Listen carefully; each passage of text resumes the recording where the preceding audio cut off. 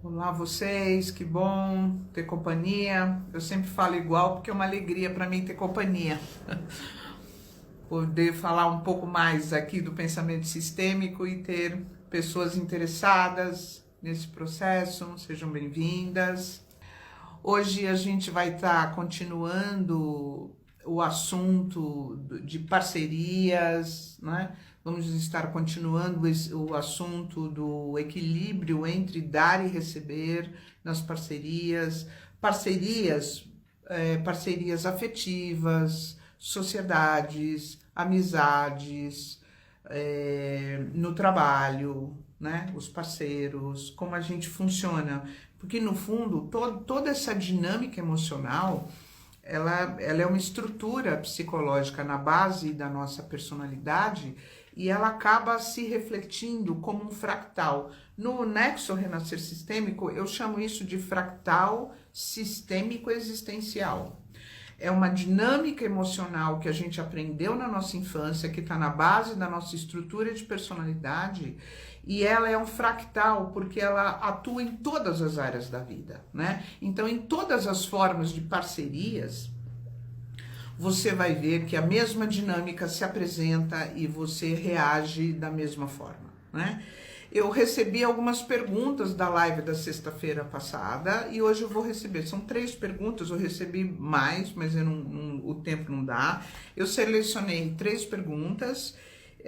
A primeira é: tenho que treinar o meu merecimento? Como faço para me sentir bem em merecer? Esse é um assunto bem complexo. A segunda foi: quando você deixa de dar e a relação de amizade vai se afastando e esfriando, por que o outro só quer receber? Como fica a dúvida para quem deixa de doar em termos de troca entre dar e receber? E a terceira pergunta aqui: gostaria de saber um pouco mais sobre o que o devedor pode fazer para que essa relação seja mais equilibrada. Então eu vou tentar responder essas 3 perguntas, dando sequência então no assunto da live da semana passada, que é o equilíbrio entre dar e receber nas parcerias, né? Então eu vou aqui para a primeira pergunta. Repetindo, eu não consigo ler as mensagens que vocês estão mandando, porque eu fico raciocinando e eu não consigo ler, que aí eu vou me dispersar do raciocínio. Então, depois, se alguém tiver alguma dúvida, quiser saber alguma coisa, me manda uma mensagem, que ou no particular, ou na próxima sexta-feira, na próxima live, ou eu incluo, de alguma forma, eu vou tentar te responder, ok? Então, a primeira pergunta aqui é: tenho que treinar o meu merecimento? Como faço para me sentir bem em merecer? Então, isso vem de uma condição emocional que é o resultado de muitas experiências que a gente carrega da nossa infância.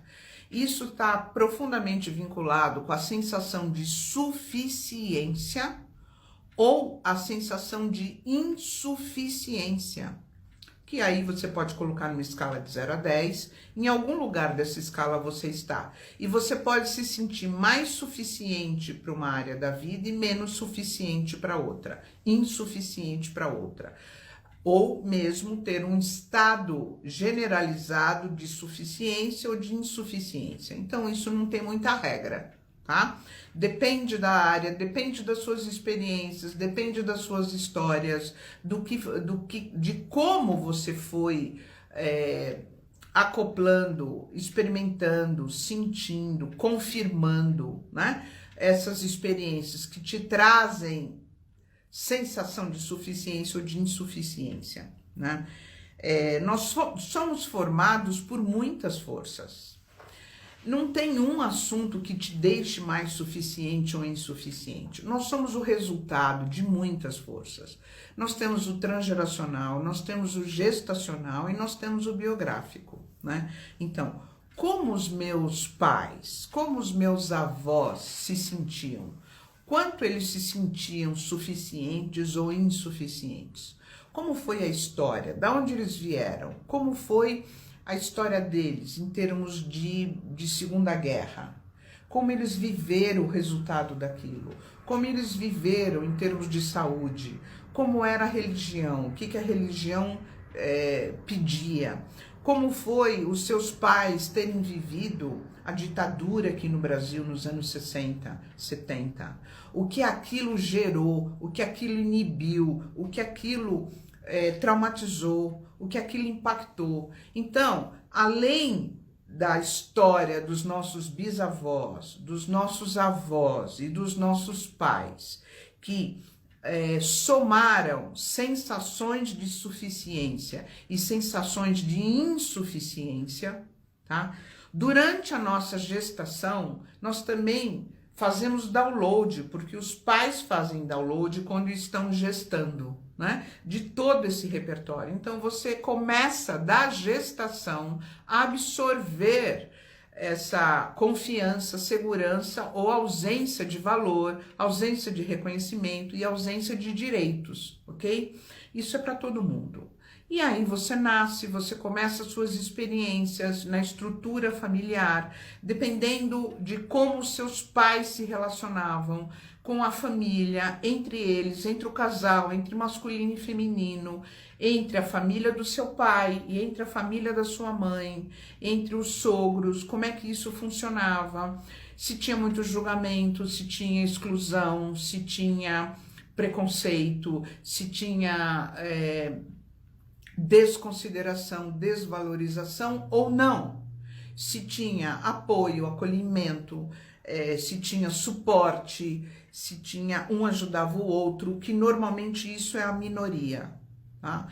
Na maioria das vezes, os nossos sistemas entram em conflito, porque um está compensando o outro. Isso é a natureza das relações, né? Então, naturalmente, a sensação de insuficiência, geralmente, é muito maior do que a sensação de suficiência. E aí você nasce com todo esse repertório, isso é epigenética, você nasce com esse repertório no teu DNA, isso é biologia, tá? Você herda todo esse conteúdo emocional e aí você na tua gestação você tá recebendo do seu pai e da sua mãe da mesma forma e aí você aprende vivendo com seu pai e sua mãe como eles se relacionam e como eles se consideram ou como eles se desconsideram, como eles se julgam, como eles se apoiam, como eles se acolhem ou não. Como a família do seu pai acolheu a sua mãe, como a família da sua mãe acolheu o seu pai. Tudo isso fica no campo, fica entre eles, fica nas frases, fica oculto ou explícito. E você vai absorvendo. E aí você começa a tua caminhada, você cresce, vai para a escola e começa a ter as suas experiências biográficas, que normalmente reforçam essa sensação de suficiência ou de insuficiência, ok? Então, isto são os imprints que você vai fazendo no teu sistema nervoso, que vão para suas vísceras, seus órgãos e seus músculos. Então, isso é muito profundo e isso mora na base, no primário da nossa estrutura de personalidade. Então, para mim, não tem milagre, tem processo. Como eu vou me sentir mais merecedora? O que eu posso fazer para me sentir mais merecedora? Então, a gente tem a medicina vibracional, né? A gente tem o reiki, o floral, o cristal, a radiestesia, o mantra, a coroterapia. Tudo isso ajuda você a neutralizar o que o teu imprint, o que o teu original produz diariamente, que são as emoções, os pensamentos e ações referentes à tua sensação de suficiência ou de insuficiência. Toda a medicina vibracional, ela atua no sentido de diminuir o impacto. Enquanto você está praticando a medicina vibracional, ela está atuando, neutralizando. Se parou de funcionar, você volta para o teu original, ok? Então, isso é bem complexo. Então, aqui, o que eu quero te dizer a respeito desse assunto, como eu consigo me sentir menos merecedora, aqui é necessário um processo terapêutico, onde você tem que acessar o congelamento da sensação de insuficiência ou de suficiência. Existem técnicas, o próprio Nexo, que é o método que eu desenvolvi, o método terapêutico que eu desenvolvi, para a gente estar se acessando essas memórias, essa estrutura de personalidade e se descongelando dela. As constelações familiares fazem isso absolutamente de uma forma eficiente, tá? Dentro do Nexo, dentro do modelo que eu desenvolvi.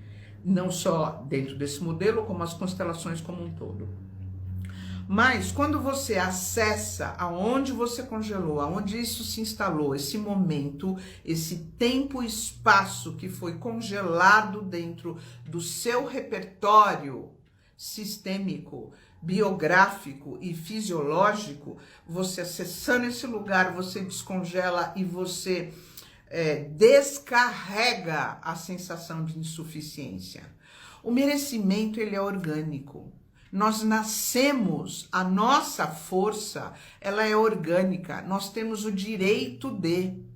Esse direito fica inibido diante das experiências. As experiências inibe, congela, contrai. Então você não acessa a força, mas você naturalmente você tem essa força, porque é a força da vida. A vida é muito poderosa. Tudo que a gente faz para conseguir nascer, toda a força que é necessária para um ser construído, vira força, isso é uma força espiritual absoluta, uma força fisiológica absoluta.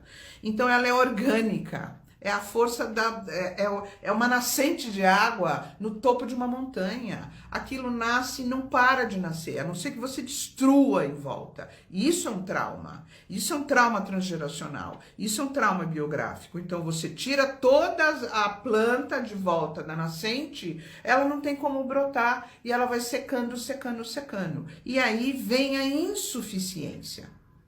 Mas é possível reverter na medida que você vai se descongelando do que te fez inibir a tua força, os seus impulsos, a sua força criativa, a sua presença, a sua sensação de direitos. Então, assim, você pode trabalhar com uma tela mental, você pode fazer um exercício, mas se isso ativa suas memórias traumáticas, você faz download inconsciente e não tem controle. Então, não tem um jeito mágico de você se sentir merecedora. De hoje em diante, eu mereço. Isso é o seu desejo, não é a sua condição. Para isso se tornar uma condição, é necessário que você descongele, desiniba a tua força orgânica, a tua força natural, a tua força de vida, dos seus direitos. Aí sim isso vai ser espontâneo, fluido e você vai conseguir lutar por isso, tá? Mas existem muitas técnicas hoje em dia que você consegue acessar isso, inclusive o Nexo, mas tem muitas outras técnicas no seu processo terapêutico que você consegue descongelar, desinibir a tua força orgânica, o seu espontâneo, a sua força de vida para você se sentir merecedora. Ok?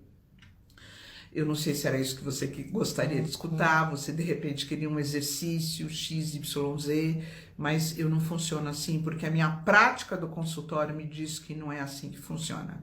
Né? São 30 anos de consultório, 30 anos escutando e acompanhando os processos terapêuticos e o meu, né, em particular, e não tem milagre, tem processo terapêutico, descongelamento de traumas e liberação de um fluxo que estava inibido, ok? A segunda pergunta é, quando você deixa de dar a relação e a relação de amizade vai se afastando e esfriando, por que o outro só quer receber? Como fica a dúvida para quem deixa de doar em termos de troca entre dar e receber? Então, como eu falei na live passada, a gente tem um mecanismo que é assim. Você aprendeu um lugar na sua infância dentro de uma estrutura familiar. você aprendeu a reconhecer uma sensação de pertencimento em cima de um sentir, pensar e agir. Então, se eu penso assim, se eu sinto assim, se eu faço assim, eu me sinto pertencendo. E ali você fica condicionado. E isso se torna uma zona de conforto. Então, eu me reconheço pertencendo quando eu repito, quando eu estou no meu condicionamento. Então, nós somos condicionados a uma determinada forma desde a infância. E a nossa missão como adultos é exatamente essa: se reconhecer e se descongelar dessa forma infantil, porque esta é a forma que a tua família, que o sistema permitiu que você tivesse valor e lugar e pertencimento. Agora, você tem a tua missão individual, você tem a sua essência, você tem o que você veio fazer, não só como você podia pertencer no sentido do bando, no sentido do sistema, no sentido da família. Então, para mim, dentro do nexo, dentro do raciocínio do nexo como processo terapêutico, a nossa missão é reconhecer a forma infantil que eu sinto pertencimento, que eu me reconheço e que eu tenho valor, para que, em conexão com a minha essência, eu consiga descobrir a minha forma de ser, não no que eu me tornei, ok? Aonde eu quero chegar com isso, com essa pergunta? Então, nós somos condicionados a uma forma de se reconhecer. Então, tem o salvador, tem o doador e tem o recebedor. Se eu me reconheço servindo, solucionando, doando, ajeitando, arrumando, resolvendo, eu preciso doar, senão eu não tenho valor. E isso me dá insegurança. Então eu sempre estou naquele movimento de dar. Da mesma forma, o recebedor, ele está acostumado a receber, ele está acostumado, ele se reconhece recebendo, ele se reconhece quando ele é o centro, quando os entorno dão prioridade para ele. Se ele não é prioridade, ele automaticamente entra em estado de ameaça. Ele se sente inseguro. Tanto quanto quem serve, quem doa. Quando não doa, automaticamente se sente inseguro, porque eu não tenho valor, eu não tenho função. A pessoa não se acha. Então ela não se reconhece. E ela entra em fragilidade. Da mesma forma, tanto um quanto o outro. Então, quem está habituado a receber, normalmente, ele exige, ele se coloca no lugar de recebedor. E, portanto, você tem o dever de dar, de doar, de resolver, de providenciar. Senão, ele tem muita facilidade de entrar na vítima. E na vítima, ele vai julgar. Você é egoísta. Ele inverte a situação. Quem é egoísta porque não está servindo ele é você. Você não sabe doar. Você não sabe se relacionar. Você é egoísta porque você não está vendo a minha necessidade. Você só está pensando em você. Então, quem está habituado a receber, ele é extremamente inconsciente do lugar que ele fica, que ele está, né?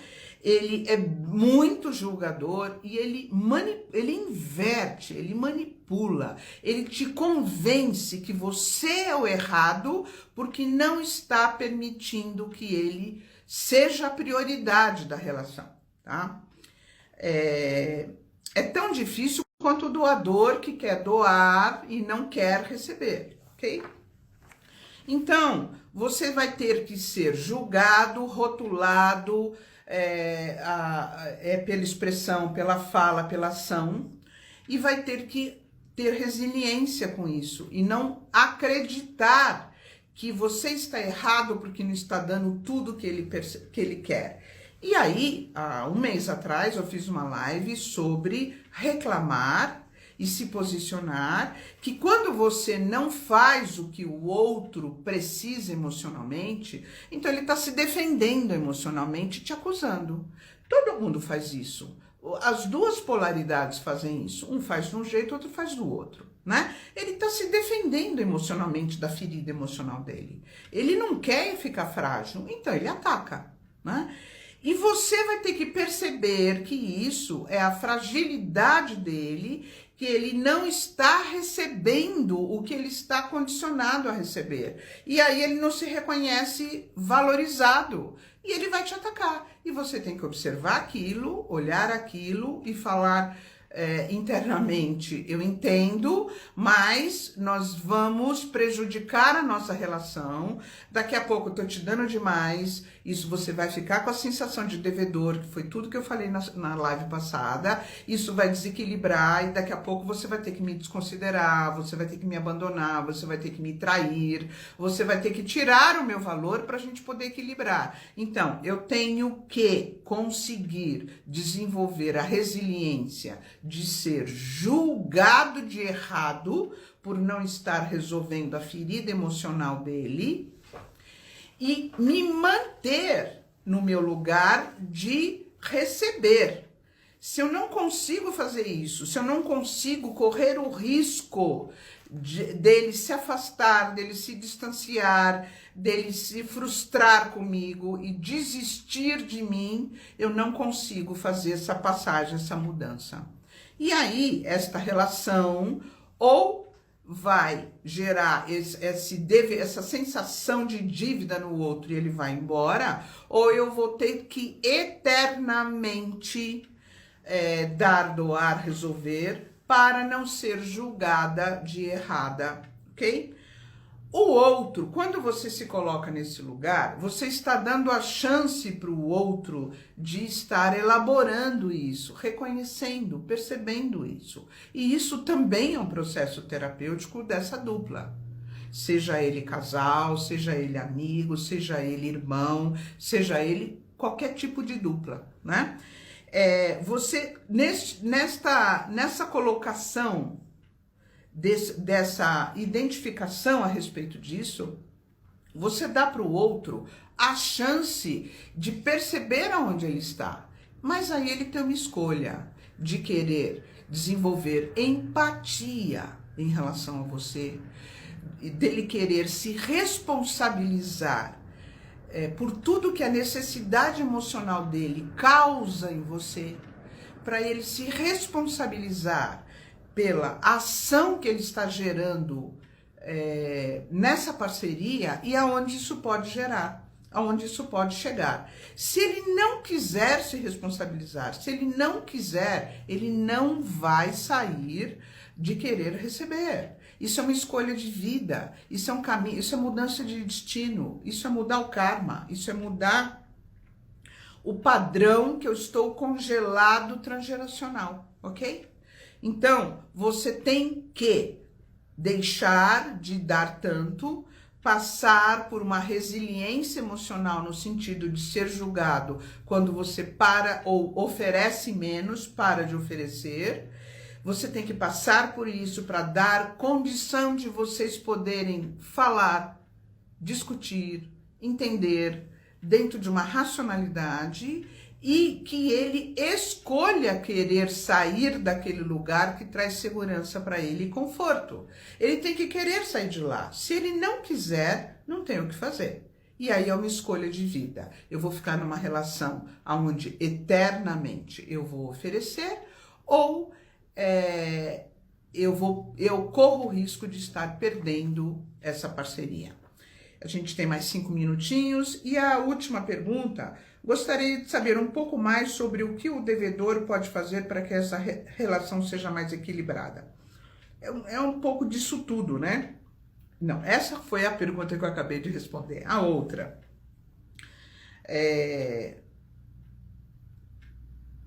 o devedor precisa estar disponível para poder trocar, mas o recebedor precisa estar disponível para conseguir receber. E aí é outra contrapartida. Eu também tenho medo, essa também é minha ferida, eu também vou resistir. Então, eu impeço de me sentir Eu não me coloco no lugar, e esse é o próximo assunto, que é o assunto da ordem. Eu não me coloco no lugar de receber, de merecer, de querer trocar. Eu só posso dar, doar. Então, eu não estando nesse lugar, eu não equilibro o campo. Então, esse equilíbrio fica assim ou fica assim.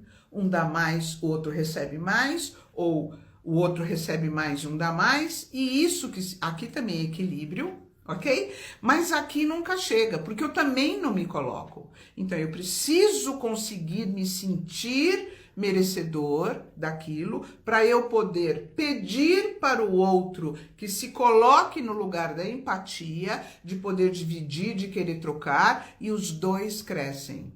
Você cresce porque vai aprender a merecer, e o outro cresce porque vai aprender a trocar, a se vincular. Senão não tem vínculo, só tem convivência. E você me deve e eu te devo. A gente se relaciona assim. E na maioria das vezes, aqui tem um detalhe muito significativo. Eu só me apaixono por quem permite que eu viva o meu transe sistêmico. Então, aquela pessoa, eu adoro estar com ela. Não, porque isso não é o sentimento. Aí a gente faz uma grande confusão. Isso é uma interpretação, ok? É o que eu observo aqui no meu dia a dia. Porque a gente se interessa, a gente se sintoniza com quem eu vou poder viver a minha dinâmica, que eu vou poder reconhecer o meu valor. Isto é, se eu sou um devedor, eu preciso de um doador. Então, eu vou me apaixonar por um doador. Se eu sou doador, eu preciso de um recebedor. Então, eu vou me interessar por um recebedor. E quem quer trocar e quem quer me dar, eu não me interesso. Vira irmão. Eu não consigo me sentir atraída, aquilo não me dá euforia, aquilo não me dá entusiasmo, aquilo me dá uma calma. Por quê? Porque eu não posso exercer o papel aonde eu reconheço o meu valor. Então você não se interessa por quem te equilibra. Naturalmente, normalmente, por uma questão de sintonia, a gente se interessa por quem compensa. Ali eu tenho entusiasmo, libido, interesse, euforia, adrenalina. Quem me traz paz não me traz a emoção, me traz sentimento. E a gente confunde amor com emoção, amor com adrenalina. Quem traz euforia e entusiasmo, mas é porque eu me reconheço no papel. Não necessariamente aqui tem algo de sentimento e de amor, ok? Eu tenho um vídeo no YouTube que eu tô falando sobre quando a gente trata mal uma criança, ela não deixa de amar os pais, mas ela deixa de amar a si mesmo. Tá no meu canal do YouTube, Gláucia Paiva Terapias. Assistam esse vídeo que eu tô falando dessa história, principalmente do doador, tá? Do recebedor também, porque o mecanismo é muito parecido. Assistam esse vídeo lá no meu canal, que eu falo um pouquinho mais sobre tudo isso. E aproveita, dá um like, se inscreve e compartilha, porque assim a gente fortalece essa rede sobre o pensamento sistêmico. Eu espero que essas informações te ajudem de alguma forma, que colaborem no seu processo terapêutico, na sua terapia, no seu estado de consciência do lugar que você está, ok? Semana que vem eu tô por aqui, às 13 horas, sexta-feira, e a gente dá uma continuidade. Quem quiser me escrever, me falar alguma pergunta, eu tô super disponível. Um beijo para vocês, obrigado da confiança e saravá. Até mais.